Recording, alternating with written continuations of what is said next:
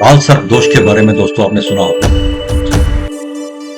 अंकों के माध्यम से, न्यूमरोलॉजी के माध्यम से आज हम समझेंगे कि काल सर्प दोष हम न्यूमरोलॉजी के माध्यम से कैसे समझ पाएंगे, उसके सिम्टम्स क्या है, उसके नुकसान हमारे जीवन में क्या हो सकते हैं, और साथ ही साथ हम ये भी समझ पाएंगे कि हमें रेमेडीज कौन सी करनी चाहिए और कौन से ऐसे काम हैं जो हमें अपने जीवन में स्ट्रिक्टली नहीं करने चाहिए। जी हाँ, यदि हमारे जीवन में काल सर्प योग निकल करके आता है। नमस्कार दोस्तों, मैं आपका दोस्त डॉक्टर राज एम लूथरा। आज हम बात करेंगे अंकों के माध्यम से हम काल सर्प योग को कैसे फाइंड आउट कर पाएंगे। ये वीडियो आपके लिए, आपके अपनों के लिए और न्यूमरोलॉजिस्ट के जो बिगिनर्स हैं उनके लिए बहुत ही फायदेमंद होने वाली है। So don't skip this video, it's valuable video. Right, तो सबसे पहले हम वो अंक जान लेते हैं। यदि आपके या आपके किसी अपने की जन्म तिथि के अंदर अंक 2, अंक 5 और अंक 8, ये तीनों अंक नहीं है, मिसिंग है, यदि और ये तीनों अंक मिसिंग है तो आपकी जन्म कुंडली में आप काल सर्प योग से पीड़ित हैं। जी हाँ, उसके लगभग आप पास होंगे। आप एस्ट्रोलॉजी से चेक करवा सकते हैं, तो आपकी जीवन कुंडली में, तो जन्म कुंडली के अंदर वो काल सर्प योग कहीं ना कहीं निकल करके आने वाला है, या पितृदोष या काल सर्प दोष निकल करके आएगा। इसके अब सिम्टम क्या होंगे? सबसे पहले आप कोई ना कोई अनचाही लिटिगेशंस में आप इन्वॉल्व होंगे। जो लिटिगेशंस अकारण होगी, उसका कोई कारण भी नहीं होगा और आप चाहते नहीं है वो खत्म हो जाए, लेकिन फिर भी वो खत्म होने का नाम नहीं ले रही, ऐसी किसी लिटिगेशंस में आप इन्वॉल्व होंगे। वकीलों को आपको पैसे देने पड़ेंगे और अकारण ही आप परेशान उसके कारण रहने वाले। जी हाँ। और आपकी हड्डियों से लेकर के आपको समस्या रहेगी, यानी कि बोन्स की आपको प्रॉब्लम रहेगी और बोन्स वीक हो जाएंगी। एथराइटिस की प्रॉब्लम आपको आ सकती है। लेडीज की अगर ये निकल के आता है, उनके पास ये तीनों अंक मिसिंग है, तो उनको यूट्रस से लेकर के समस्या उनके जीवन में रहेगी। उनको यूट्रस में रसोली की प्रॉब्लम आ सकती है, प्रेगनेंसी डिले में प्रॉब्लम आ सकती है और साथ ही साथ उनको व्हाइट द्रव की प्रॉब्लम भी आ सकती है। एथराइटिस की प्रॉब्लम, लिवर से जुड़ी समस्या, ये समस्याएं आपको हो सकती है। और जीवन में आपके ऊपर क्या प्रभाव रहेंगे?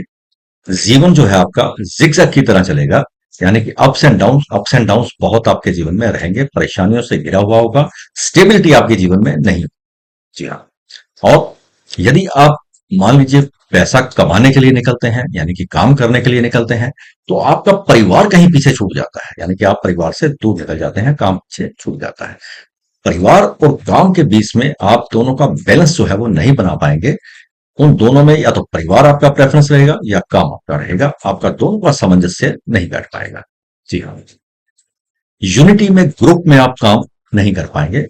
कोई ग्रुप में यदि आपको काम मिलता है, कोई प्रोजेक्ट मिलता है, तो आप वो नहीं कर पाएंगे। ऐसा नहीं है कि आप काम नहीं कर पाएंगे, यदि अकेले आपको काम मिलता है तो कर लेंगे, लेकिन ग्रुप में अगर आपको काम मिलता है तो आप काम वो नहीं कर पाएंगे। लैक ऑफ नॉलेज जो है वो आपके जीवन में एक रहने वाली है। और एजुकेशन को लेकर के, एजुकेशन भी आपकी कहीं ना कहीं उसमें अड़चन आ सकती है और वो प्रॉब्लम आपको हो सकती है कि उसमें रुकावट आ सकती है। मन चाहिए आपको डिजायर जॉब आपको मिल पाना लगभग नामुमकिन होगा कि आप अपनी इच्छा वाला जो काम है उसको कर पाए। वो एक कसक, वो एक अंदर जो तड़प है वो आपके अंदर रहने वाली है कि आप जो जीवन में चाहते थे वो बनना।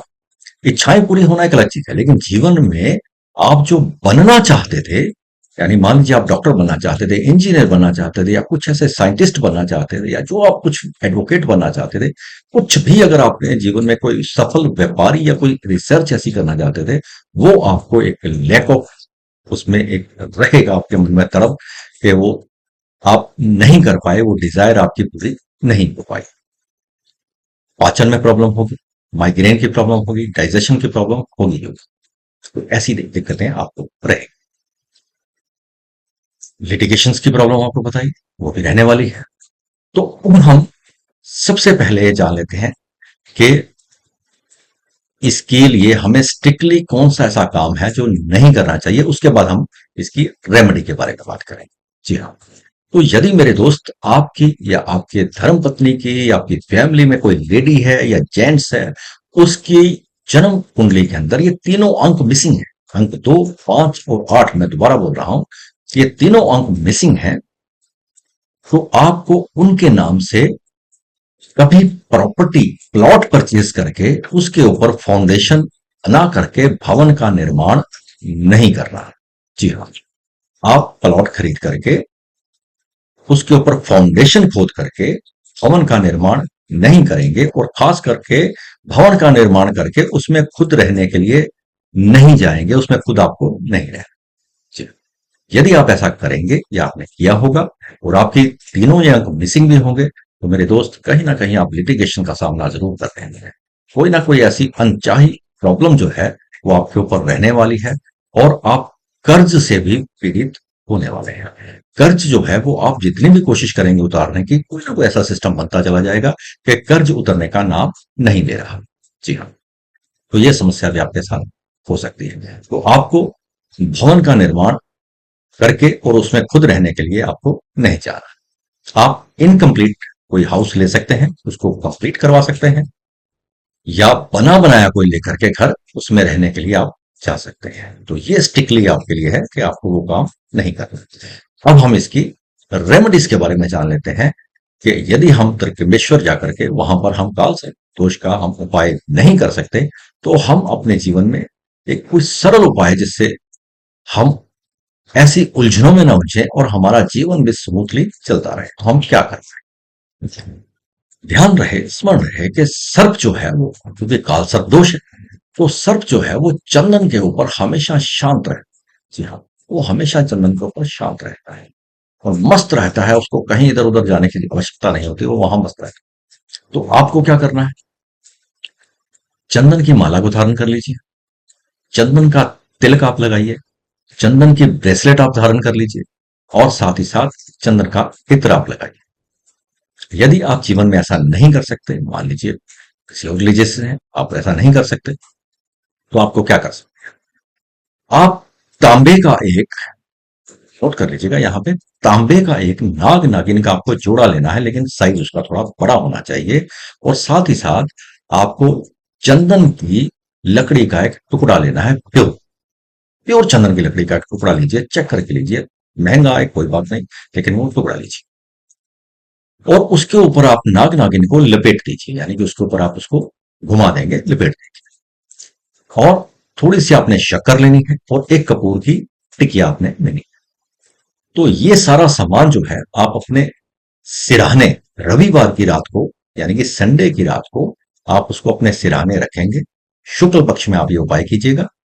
शुक्ल पक्ष में जो संडे आएगा, उस संडे को रात को अपने सिरहाने के पास एक स्टूल के ऊपर ये सामान रख दीजिए, और मंडे सुबह आप उठेंगे, थोड़ा जल्दी उठने की कोशिश कीजिएगा। मंडे सुबह उठ करके नहा धो के स्नान करके आप निवृत्त होकर के इन कामों से, किसी से आपको ज्यादा बात नहीं करनी है, वो आवश्यक हो तो आप कर लीजिए, और आपको उस चंदन के टुकड़े को लेकर के, उस शक्कर को लेकर, कपूर की टिकिया को लेकर के, माथा अपने घर में जो पूजा रूम होगा वहां पर टेक के, और दूध की कुछ 2-4 छींटे उसके ऊपर आप मार दीजिएगा, जो नाग नागिन होंगे, थोड़ा सा दूध उसको अर्पित कर दीजिएगा, और उसके बाद उस लकड़ी के टुकड़े को लेकर के, वो शक्कर और कपूर को लेकर के, आप किसी ऐसे स्थान पर चले जाएंगे जहां पर आप कोई जमीन में गड्ढा बना करके, उस गड्ढे में सबसे पहले आप कपूर की टिकिया को आप जलाएंगे, थोड़ा सा कपूर होगा, पूरी टिकिया आप उसमें जलाएंगे, थोड़ा सा जो लेकर के जाएंगे, और जलाने के बाद वो जब जल जाए, शांत हो जाए, तो उसके बाद, क्योंकि अग्नि को साक्षी आपने कर लिया वहां पे, वो शांत हो जाएगी।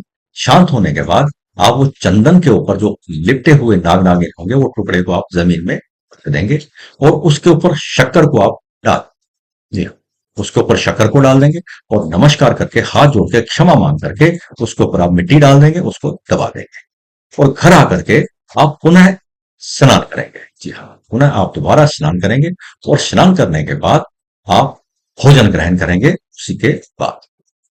तो ये कार्य आप करेंगे। और यदि आप ये ना कर पाए, मान लीजिए किसी कारणवश आप ये नहीं कर सकते, तो आप क्या कर सकते हैं?